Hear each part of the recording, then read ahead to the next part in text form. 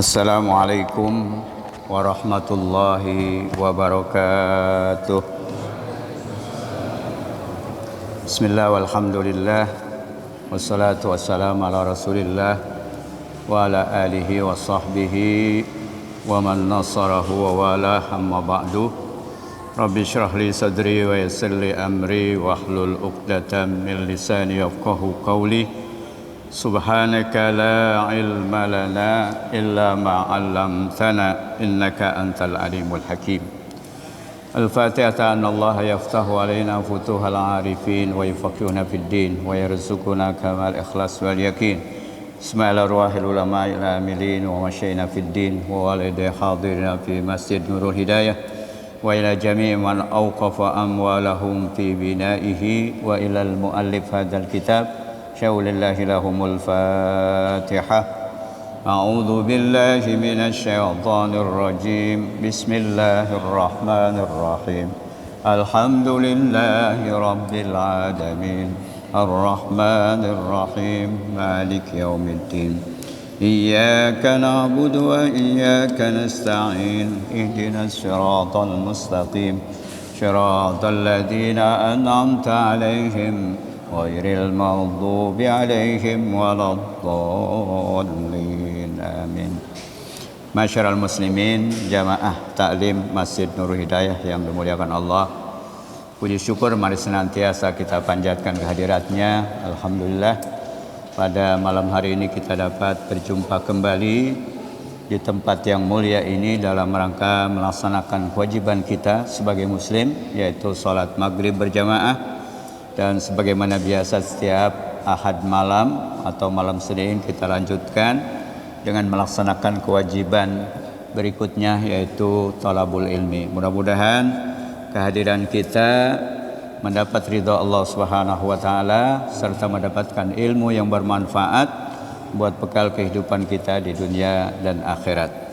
Salawat dan salam semoga Allah melimpahkan kepada panutan kita, junjungan kita, suri tauladan kita, baginda Rasulullah sallallahu alaihi wasallam.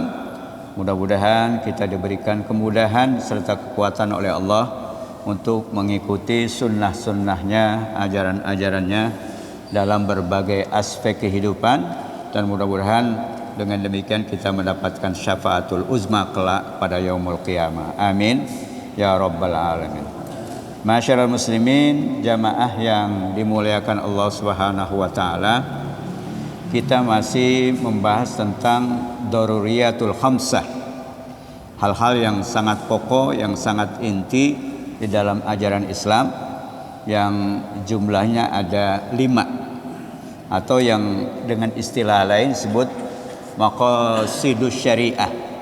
Jadi tujuan syariat itu diturunkan, ada 5 fungsi.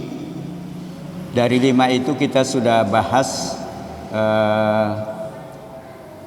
2. Yang pertama adalah syariat itu diturunkan untuk melindungi nasal. Nasal itu keturunan. Sehingga kalau ada orang yang melanggar aturan keturunan itu, yaitu berhubungan seksual tanpa didahului dengan pernikahan, maka hukumnya jelas disebutkan, termasuk hukum zina yang hukumannya sangat tegas. Kita bicarakan kalau dia pernah nikah berzina, maka hukumannya hukum rajam, hukum mati. Kalau dia belum pernah nikah berzina, maka hukumannya 100 kali cambuk. Kenapa? Karena ini akan merusak tatanan kehidupan dalam bermasyarakat menurut ajaran Islam. Sehingga kalau anak lahir dari hasil zina itu banyak dampaknya. Pertama, dia tidak boleh menikahkan anaknya yang secara biologis, bukan secara hukum. Kedua, ya tidak saling mewarisi gitu satu sama lain. Nah, itu sangat berbahaya. Makanya kita hati-hati jangan sampai dari keluarga kita, lingkungan kita ada yang melakukan perzinahan yang dampaknya luar biasa. Itu yang pertama. Kita sudah bahas, termasuk juga orang yang menuduh orang lain tanpa bukti, itu juga ada hukuman yang kita sebut dengan qazaf, hukuman qazaf. Nah, itu yang pertama.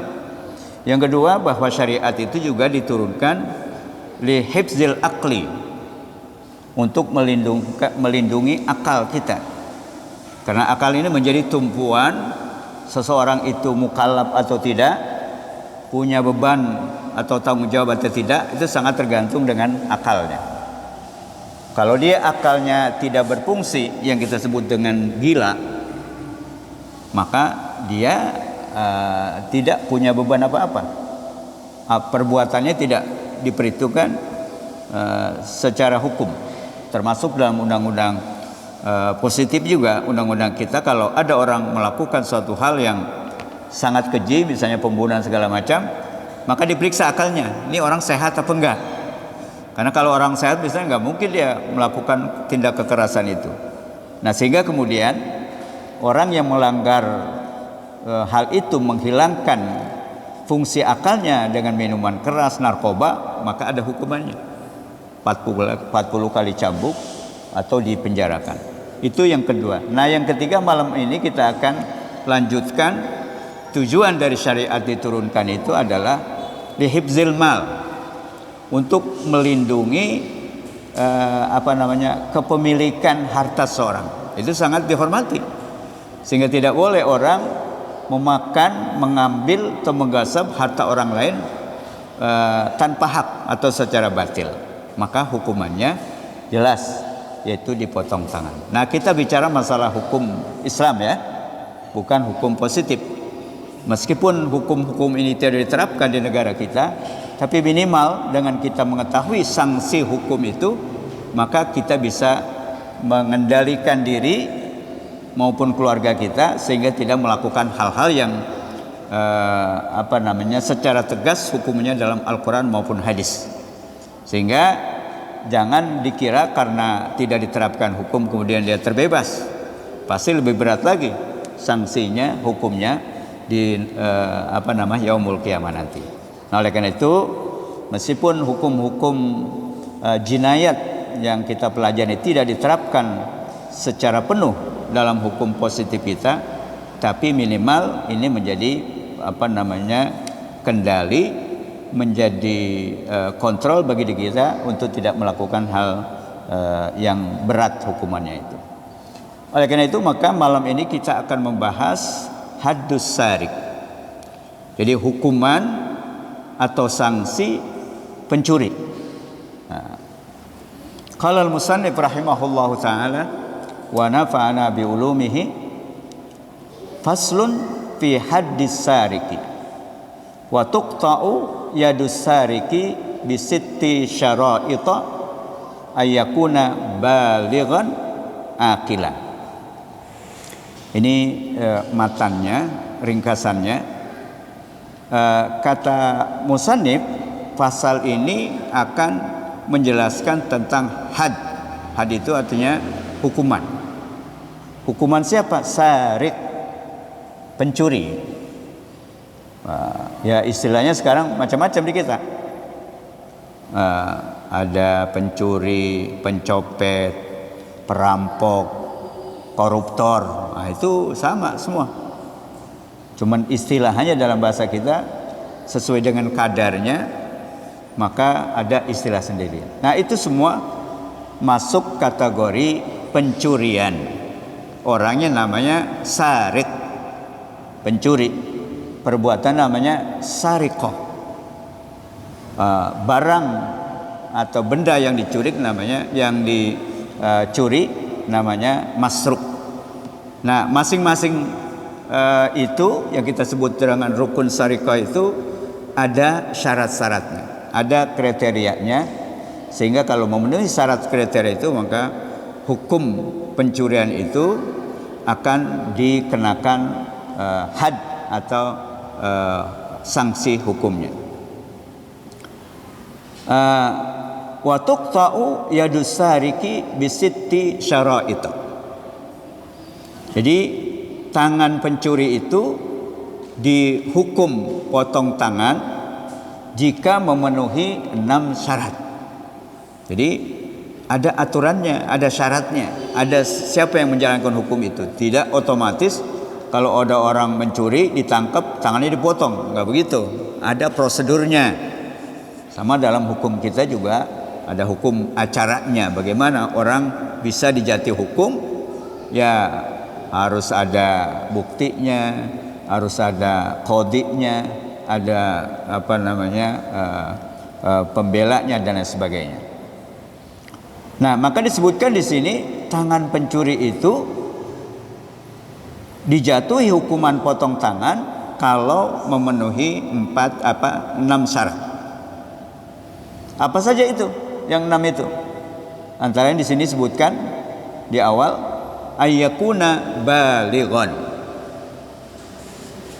Si pencurinya itu, si perampoknya itu, si koruptornya itu, syarat pertamanya dia udah balik. Balik itu kalau dalam bahasa kita disebut dewasa. Tapi tentu kriteria dewasa dalam undang-undang positif kita, undang-undang yang berlaku di negara kita dengan balik itu beda. Kalau dalam undang-undang kita yang namanya dewasa itu ketika seorang berusia 17 atau 18 tahun. Di bawah itu belum dianggap dewasa. Makanya pengadilannya dalam hukum positif beda. Namanya pengadilan anak-anak kan. Itu beda. Nah, begitu juga dalam ajaran Islam. Cuma kriteria dewasanya beda dan istilahnya juga beda. Kalau dalam Islam itu istilahnya balik. Balik itu beda dengan dewasa tadi, meskipun cara harfiah mungkin iya, tapi kriterianya beda. Anak yang sudah balik itu ketika dia berusia ya antara mungkin 11 sampai 15 tahun. Beda-beda, enggak sama semua. Antara mungkin sekarang bisa 10 sampai 15. Nah, tandanya apa? Seorang itu balik. Kalau anak perempuan gampang. Ketika dia sudah mulai datang bulan atau haid, anak-anak sekarang bisa jadi 11-12 tahun udah haid misalnya. Maka sejak saat itu dia sudah dianggap mukallafah, sehingga punya beban, punya tanggung jawab terhadap apa yang dilakukannya, baik perkataan, sikap, perilaku, perbuatan, itu udah ada catatannya. Nah, sebelum itu tidak ada. Dia mau ngapain ke, dia mau sholat ke, nggak ada masalah. Cuman di situ kewajiban orang tua untuk memberikan pembelajaran pada anak sejak usia 7 tahun sampai dia balik, itu menjadi tanggung jawab orang tuanya. Nah, maka ketika si pencurinya itu sudah masuk atau sampai pada usia balik tadi antara 10 sampai 15, kalau anak laki-laki mungkin sudah pernah mimpi basah atau pernah keluar sperma misalnya, nah dia sudah balik. Nah, itu yang pertama. Berarti kalau ada anak-anak yang belum balik mencuri, nah itu tidak kena sanksi hukum, paling diperingatkan saja. Nah, itu yang pertama. Yang kedua adalah balighon.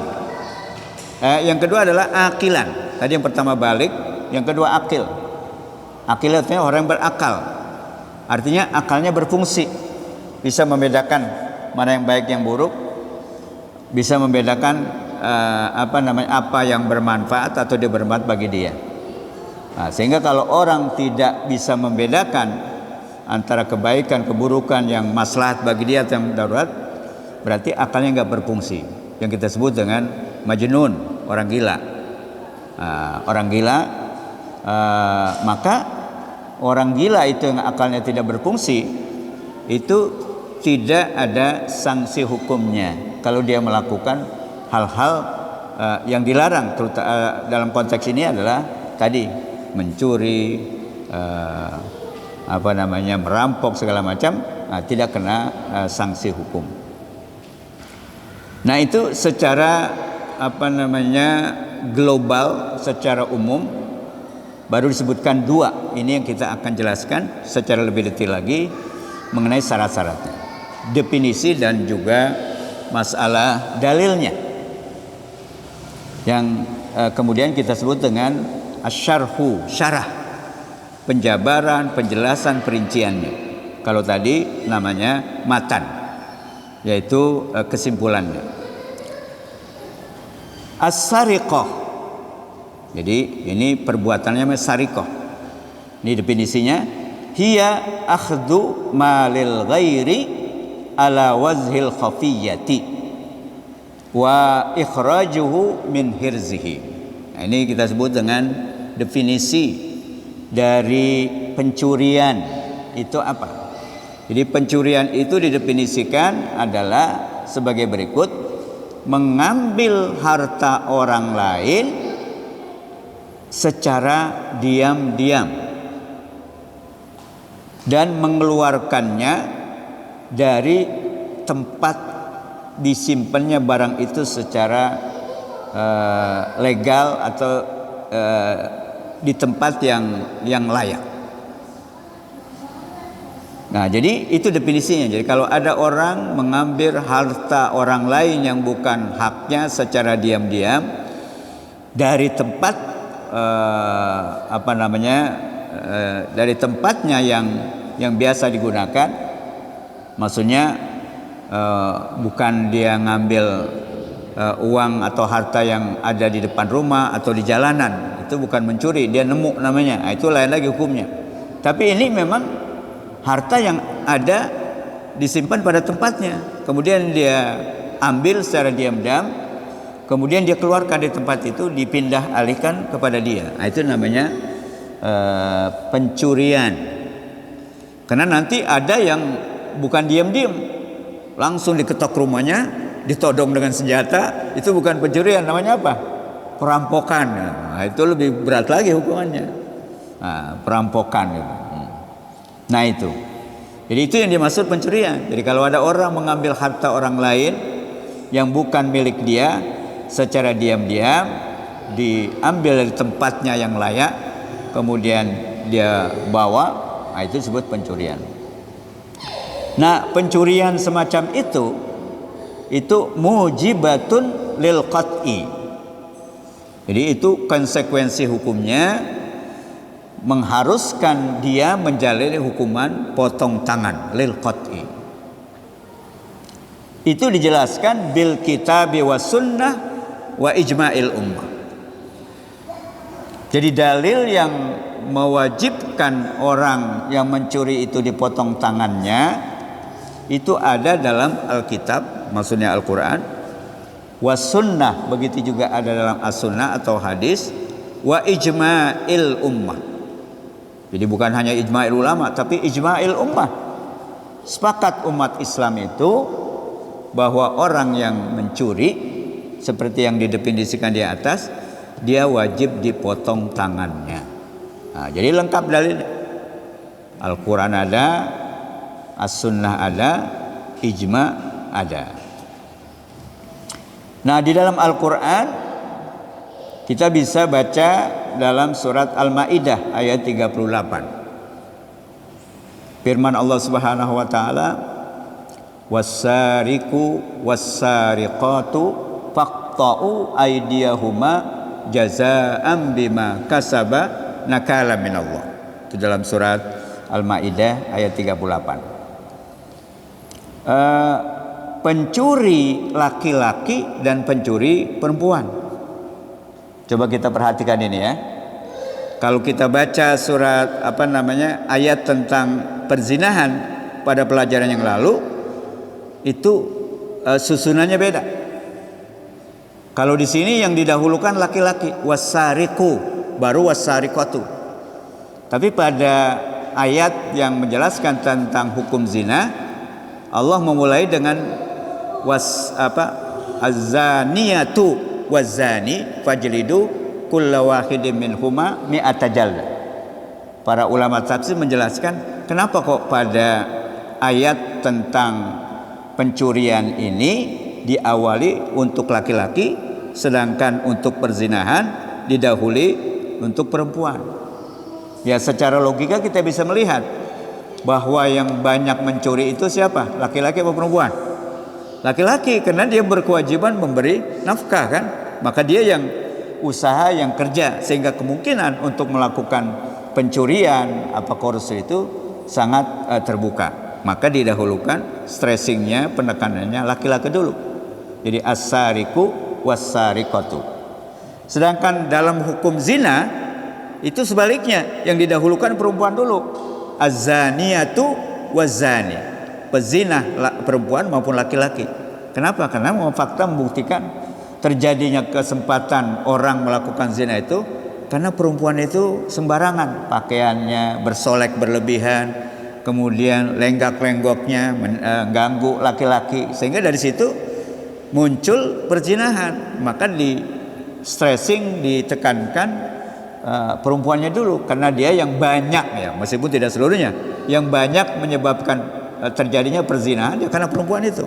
Dia tidak menutup aurat, dia tabarruja, dia ya tadi suka mengganggu laki-laki, sehingga terjadilah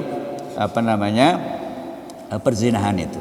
Nah, itu bedanya. Kenapa dibedakan menyebutnya di dalam ayat tentang pencurian laki-laki dulu, sedangkan ayat yang berbicara tentang perzinahan didahului dengan perempuan dulu. Nah, itu tafsir, dianalisis kenapa sebabnya. Nah, jadi dalam surat Al-Maidah ini ayat 38 Allah menjelaskan tentang konsekuensi hukum orang yang mencuri. Jadi as-sariqu was-sariqatu, pencuri laki-laki maupun pencuri perempuan, faqta'u aydiyahuma, potonglah tangan keduanya, jazaa'an bima kasaba, sebagai konsekuensi balasan dari apa yang dia lakukan.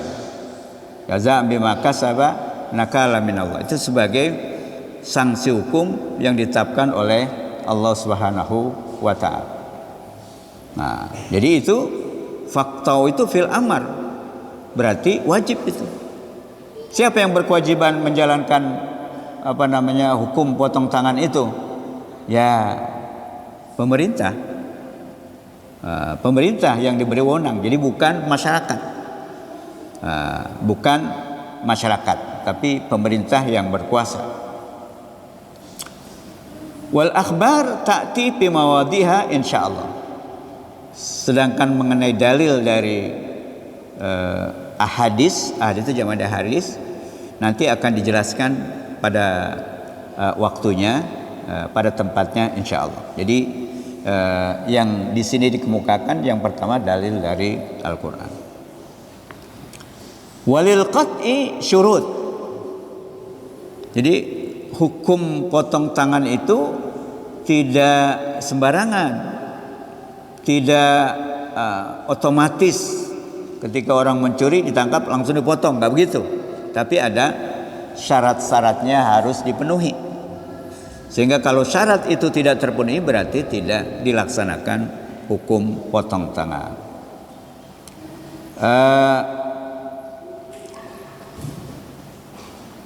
Jadi syarat-syarat itu minha ma huwa mu'tabar fis sariq. Ada syarat itu yang harus dipenuhi oleh sarik. Sarik itu yang pencurinya. Jadi pencurinya itu siapa? Itu ada syarat yang terkait dengan pelaku dari pencurian itu. Kemudian ada juga syarat yang melekat pada masruk. Masruk itu artinya barang yang dicuri. Jadi nggak sembarangan orang ngambil pulpen dapat hukum potong tangan, enggak. Jadi ada syaratnya juga, ada batas minimalnya, bentuk barangnya itu apa. Nah, nanti akan dijelaskan. Nah, oleh karena itu dijelaskan di sini bahwa hukum potong tangan itu harus memenuhi persyaratan.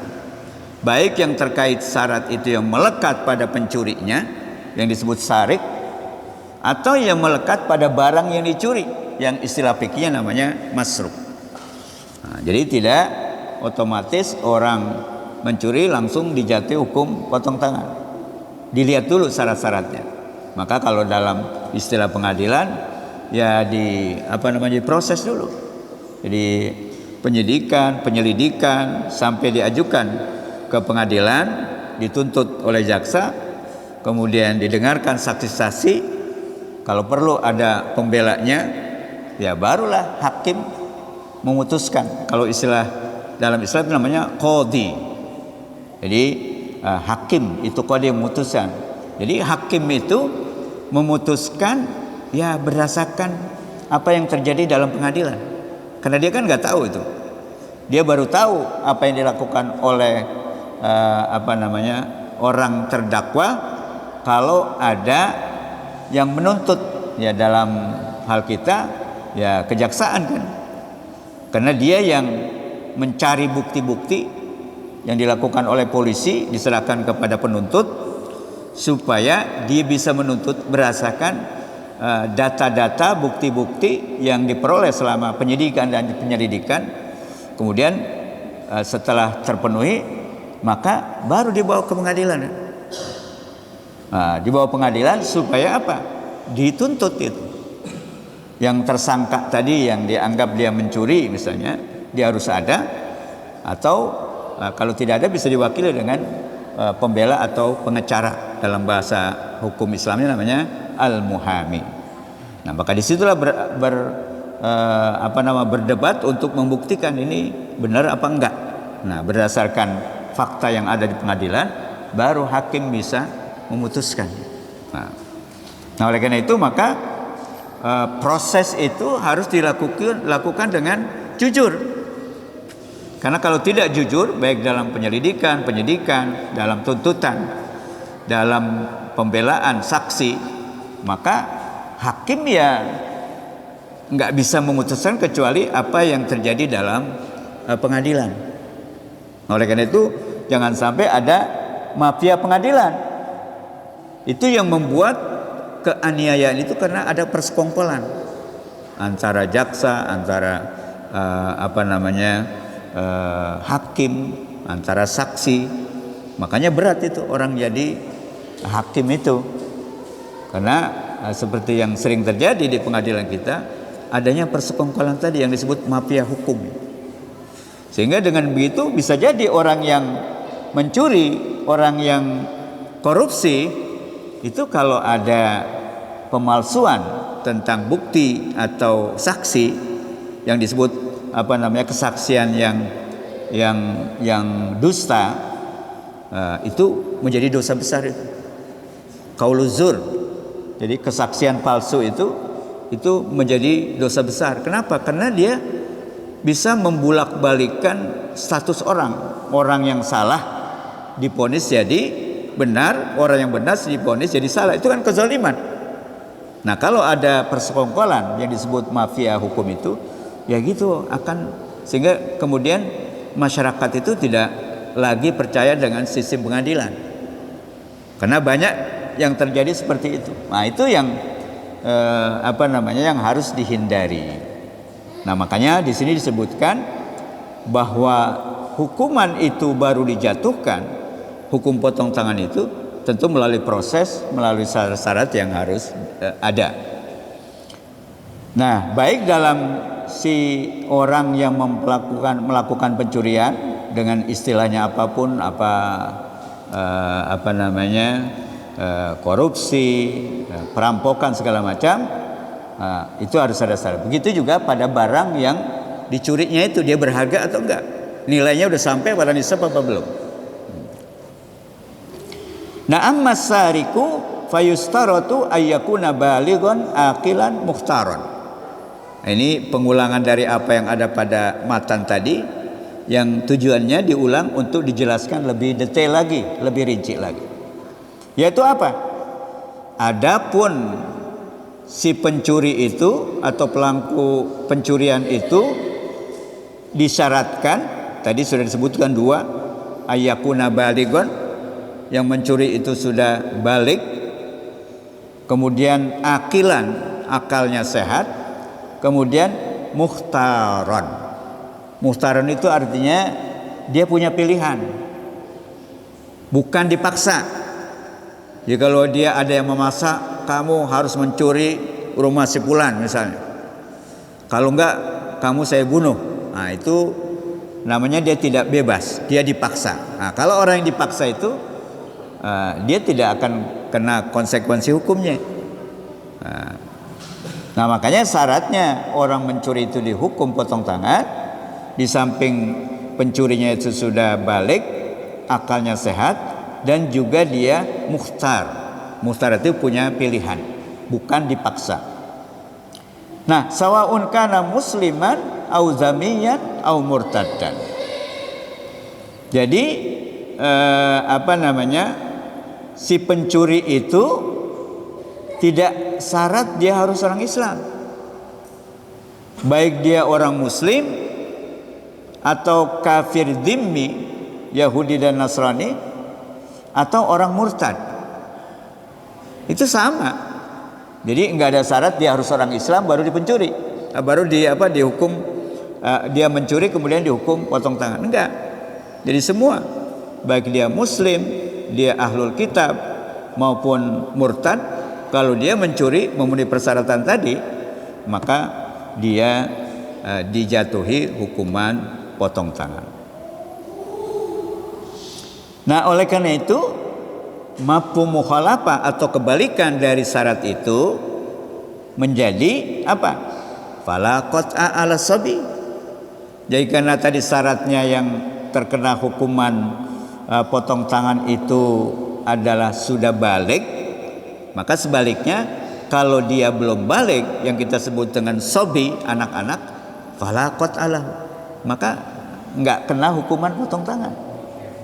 Misalnya 10 tahun, 11 tahun, apalagi 8 tahun misalnya, sampai dia balik, baru kena hukuman. Yang kedua, wala majnun. Begitu juga kebalikan dari syarat yang kedua tadi, orang itu akalnya sehat, sehingga kalau akalnya tidak sehat, dia gila. Setelah melalui proses pemeriksaan psikologinya, maka kalau ternyata memang akalnya tidak berfungsi yang kita sebut dengan gila, maka dia tidak dijatuhi hukum karena dia bukan mukallaf. Wala mukrah. Tadi syarat ketiga dia harus punya pilihan, sehingga kalau dia dipaksa oleh pihak ketiga untuk melakukan pencurian, maka dia tidak kena konsekuensi hukum. Yang kena yang memaksa itu. Lil hadisainil masyhurain.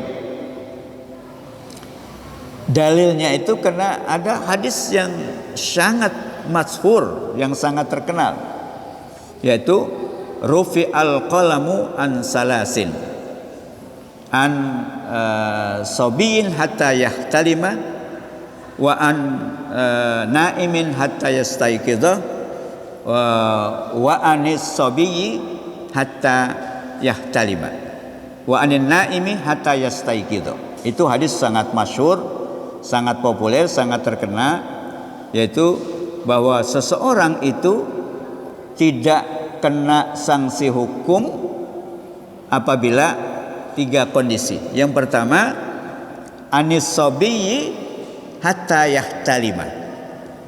Jadi orang yang tidak kena sanksi hukum yang pertama yaitu anak-anak sampai dia balik. Yahtalima itu balik.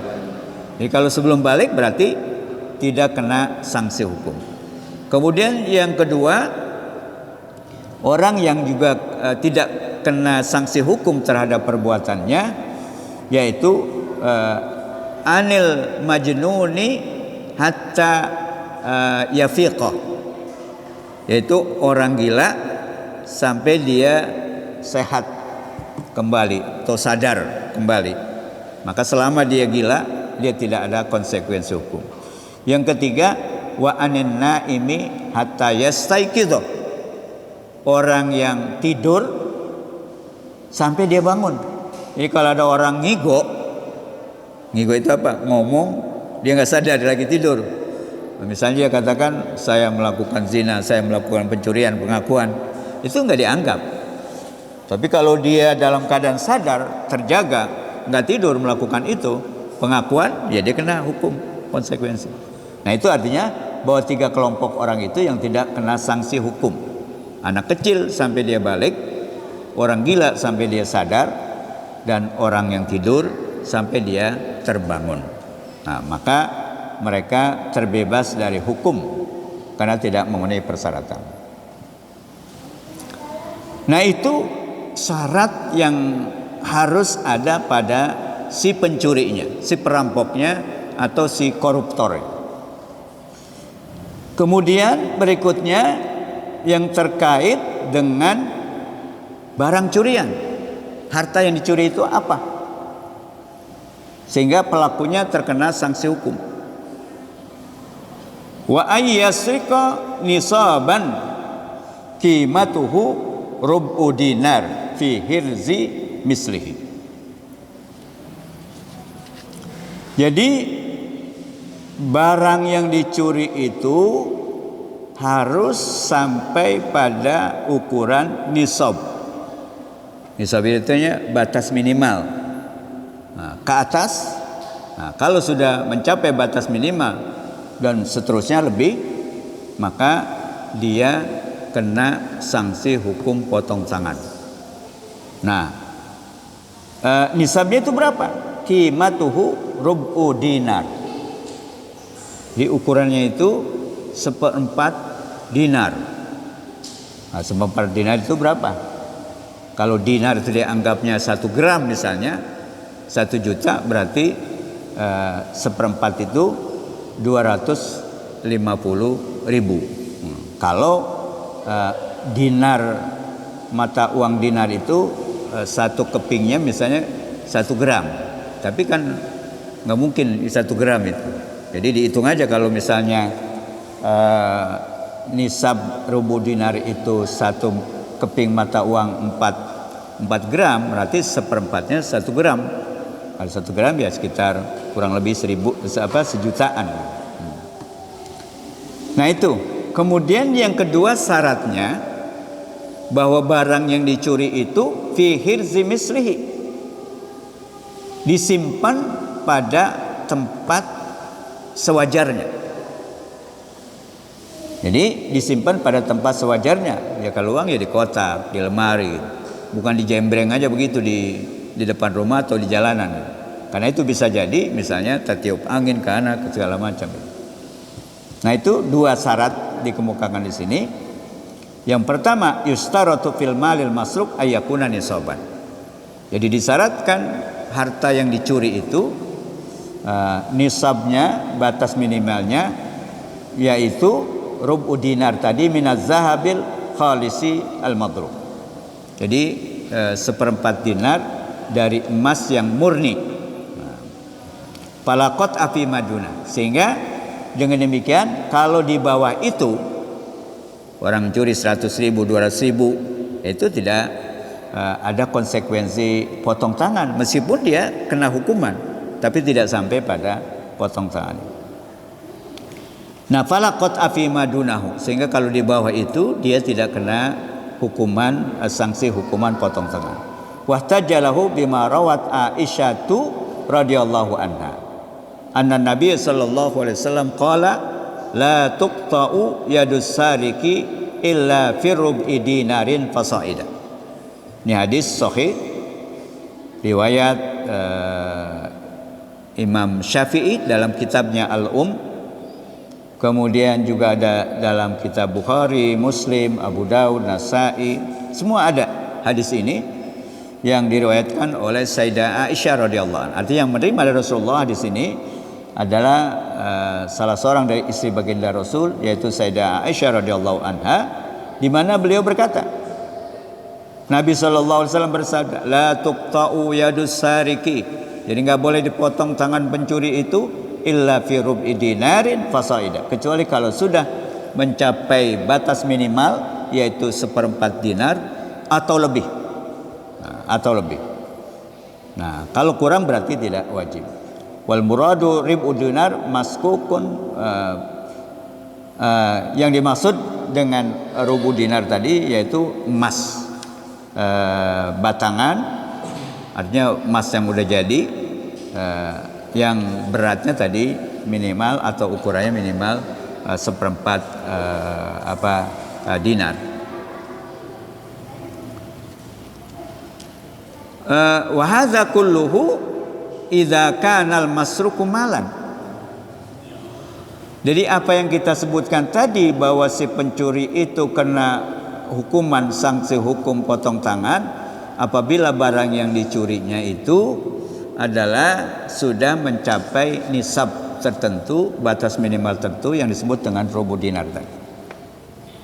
Nah, kalau barang yang dicuri itu bukan atau tidak dianggap harta yang tidak boleh dijadikan sebagai harta kepemilikan, itu gimana hukumnya? Mana misalnya barang yang dalam Islam tidak boleh dimiliki. Hadza kullu idza kana al-masruq malan, amma ma laysa bimalin. Adapun harta yang tidak diakui sebagai pemilikan dalam Islam karena haram misalnya, maka kalau ada yang mencuri itu gimana hukumnya? Apa seperti misalnya anjing, ada orang berternak babi, orang Islam misalnya, kan nggak boleh bagi orang Islam itu kan. Minum-minuman keras misalnya, narkoba, itu kan barang haram, nggak boleh dimiliki. Nah, kalau ada orang mencuri barang haram tersebut dari orang lain, itu hukumnya apa? Fala lam yuqta bihi li'annahu laysat bimalin.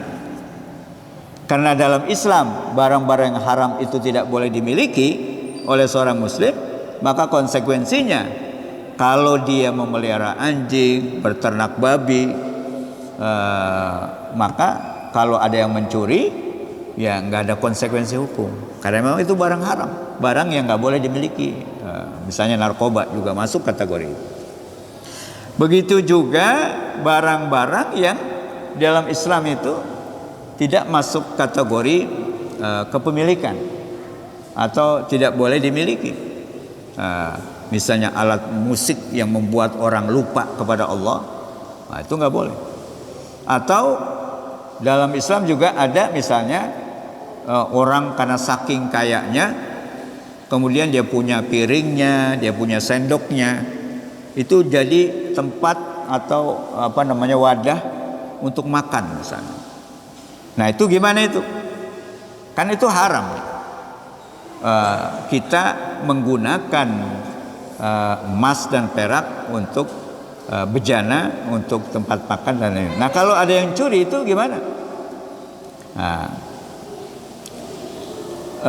disebutkan walau saraqa aniyata dhahabin aw fiddah fa fil mazhab wa tahzib annahu yuqta. Jadi kalau ada orang mencuri dari orang yang kaya raya yang menjadikan piringnya, bejananya, sendoknya berbuat dari emas, kalau ada yang mencuri, apa hukumnya? Karena kan itu nggak boleh bagi laki-laki atau bagi seorang kaya sekalipun menggunakan itu sebagai tempat makan dan minum.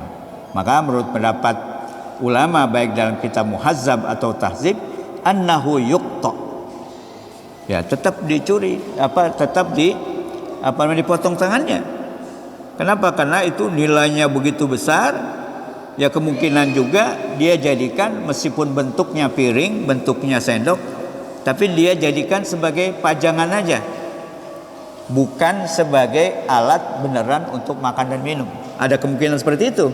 Maka kalau ada yang mencuri, maka dia tetap dikenakan sanksi hukum potong tangan tadi. Beda dengan tadi orang yang memelihara anjing, orang yang berternak babi misalnya kan, itu kan haram. Keberadaannya udah haram, apalagi sampai mengkonsumsinya misalnya, jelas. Maka itu tidak ada konsekuensi potong tangan. Tapi kalau emas perak dijadikan bejana, alat untuk makan minum, itu kalau dicuri orang-orang lain itu tetap dipotong tangannya, karena kemungkinan barang-barang itu bukan sebenarnya dipakai untuk makan minum tapi sekedar pajangan. Maka tetap kena konsekuensi hukum. Kemudian berikutnya, syarat berikutnya itu tadi yang barang yang dicuri itu bisa dimiliki atau halal dimiliki. Yang kedua, syaratnya barang ini curi itu di samping sudah sampai batas nisab, juga dia disimpan pada tempatnya. Jadi bukan sembarang tempat ditaruh di jalanan misalnya. Nah, bisa saja orang menganggap itu barang yang hilang, barang yang jatuh dari orang lain sehingga dia ambil, ya bisa saja karena dia mau kembalikan atau diambil, dimanfaatkan, maka itu ada hukum lain yang berbeda dengan hukum tangan kalau barang itu disimpan bukan pada tempatnya. Kemudian berikutnya, kalau ada orang mencuri makanan pada saat paceklik, karena orang itu betul-betul miskin, nggak ada bekal untuk makan dan minum, kemudian dia mencuri. Nah, itu hukumnya apa? Walau saraka as-sakhsun ta'aman fil waqtil qahti wal maja'ah fa in kana ta'amu yujad azizan bisamanin ghalin quti'ah wa in kanat la yujad wala yaqdiru alaihi fala qat'a wala hadha yuhmal ma ja'a fi Umar radhiyallahu anhu annahu lam yaqta fi amil majaa. Jadi kalau ada orang mencuri makanan atau minuman di saat musim paceklik, nah dilihat dulu yang mencuri itu siapa. Kalau yang mencuri orang kaya, meskipun paceklik dia kan punya duit. Nah, kalau yang mencuri itu memang orang miskin, terus harga barang itu mahal, berarti dia nggak punya duit. Padahal dia butuh makan dan minum, maka beda hukumnya. Jadi kalau makanan yang dicuri itu tersimpan, yujad azizan bisamanin golin, barangnya ada, tapi harganya luar biasa mahal. Harganya luar biasa, barangnya ada, dia kaya. Maka kalau dia mencuri di saat seperti itu, orang kaya di musim paceklik itu, padahal dia punya duit, dia mencuri, ya dipotong tangannya dengan syarat-syarat yang disebut.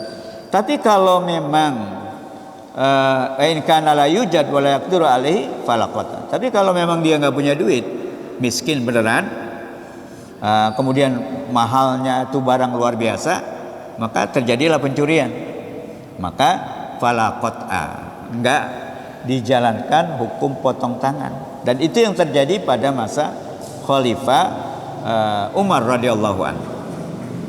Jadi dalam riwayat itu disebutkan bahwa Sayyidina Umar bin Khattab radhiyallahu anhu tidak memotong tangan pencuri di saat musim ceklik, musim kelaparan, terutama orang-orang miskin tadi. Nah, para jamaah sekalian, inilah kajian kita pada malam hari ini. Oh, satu poin lagi supaya lengkap. La milka lahu fihi wala syubhata fi malil masuk minhu. Syarat berikutnya yang ketiga, bahwa barang yang dicuri itu bukan milik dia. Maksudnya apa? Kalau milik dia itu, kan kita bisa misalnya menggadaikan barang kita ke tempat orang lain, kan itu masih milik kita kan, cuman digadaikan gitu. Maka kalau kita atau kalau seorang mencuri barang yang dimilikinya, barang yang digadaikannya, maka tidak ada konsekuensi hukum, tapi dia wajib mengembalikan uang yang dipinjamnya sebagai jaminan barang yang digadaikan kepada orang lain, tapi dia tidak kena konsekuensi hukum. Kenapa? Karena itu milik dia, belum beralih kepemilikan gadaian itu kan. Cuman dia menyerahkan barangnya kepada orang lain dengan agunan pinjamannya atau jaminannya. Maka kalau dia mencuri barang itu, dia tidak konsekuensi hukum potong tangan, tapi hukum lain tadi, dia harus mengembalikan pinjamannya kalau dia mengambil tanggungannya. Nah, kemudian yang kedua adalah wala syubhata fi malil masruq minhu. Juga barang yang dicurinya itu tidak ada syubha. Sebab itu keraguan. Keraguan ini motor kayaknya kayak motor saya, karena model segala macam sama, sehingga ada keraguan gitu. Kemudian dia ambil tuh karena dia kira motor dia, tapi dia masih ragu ini motor dia. Nah, itu ada keraguan namanya. Maka konsekuensinya tidak langsung potong tangan. Tapi dia harus mengembalikan barang yang diambilnya itu karena dia ada keraguan. Ini kayaknya motor saya gitu. Maka tidak kena konsekuensi hukum karena ada syubhah namanya keraguan. Nah, sehingga kalau dia memang tidak ragu dia itu bukan barang dia, maka kalau dia curi maka ada konsekuensi hukum. Dan yang terakhir adalah man sarika man yastahiqun nafaqah bil ba'diyah. Kalau ada orang yang mencuri tetapi dia memang ada hak dan kewajiban dalam memberi nafkah. Misalnya ada orang tua sama anak. Jadi kalau orang tua misalnya mengambil harta anaknya diam-diam tanpa sepengetahuan anaknya, kan dalam istilah definisi tadi mereka mencuri. Tapi tidak ada konsekuensi hukum. Bahkan kata Nabi, anta wa maluka li abika. Jadi engkau dan harta yang kamu miliki itu milik bapakmu. Jadi karena dia milik bapaknya maka tidak ada konsekuensi hukum potong tangan. Begitu juga sebaliknya, kalau ada anak mencuri harta orang tuanya, kalau anak itu masih merupakan kewajiban orang tuanya memberi nafkah, maka dia tidak ada konsekuensi hukum potong tangan. Tapi ada hukum yang lebih ringan daripada potong tangan. Hadirin jamaah yang dimuliakan Allah Subhanahu wa taala, inilah kajian bagian awal kita tentang sanksi hukum terhadap orang-orang yang mencuri, merampok, korupsi harta orang lain menurut ajaran Islam. Maka pada pertemuan yang akan datang insyaallah akan dilanjutkan tentang kriteria potong tangannya itu seperti apa, dan kalau dia berulang-ulang mencuri itu seperti apa hukum berikutnya. Itu yang kita akan kaji pada pertemuan berikutnya. Mudah-mudahan kita dipanjangkan umur oleh Allah Subhanahu wa taala sehingga kita bisa bertemu lagi menuntaskan kajian kita tentang sanksi hukum pencurian. Amin ya rabbal alamin. Wa'fu 'anna karim. Rabbana anfa'na bima 'allamtana rabbi 'allimna alladzi yanfa'una rabbi faqihna wa faqih ahlana wa qarabatin lana fi dinina. Rabbana atina fid dunya hasanah wa fil akhirati hasanah wa qina adzabannar. Walhamdulillahi rabbil alamin. Wassalamualaikum warahmatullahi wabarakatuh.